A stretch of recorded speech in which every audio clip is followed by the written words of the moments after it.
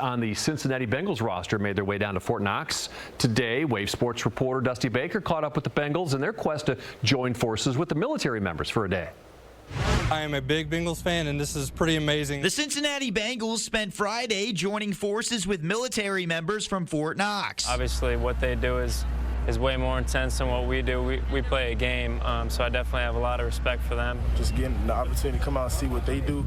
We got it. We have a hard life as far as like being in a career, and they do too. So getting to experience that a little bit is huge. Just seeing like the hard work they put in, and like comparing it to like the hard work we do every day to be the players that we want, and they're doing the hard work they need to do to be the military men that they want to be. Bengals players were educated on the life and training of Army members, exemplifying their teamwork displayed on a daily basis at Fort Knox. In sports, you got to be connected, you got to practice, you got to keep going forward to where you can be a better team. It takes a lot of teamwork and team bonding. With players getting real-life military working dog demonstrations. Nobody really wanted to do it. I kind of already had it in my mind. I wanted to do it as far as like to get that rush. As players like Chris Evans wore a full-body suit to play part in a real-life demonstration. I had to gauge it out first when he bit me, and then I failed. But I was like, he's not really that strong. They have the dog do it to people without a suit on, so it's something cool to watch. But then you kind of got to remember that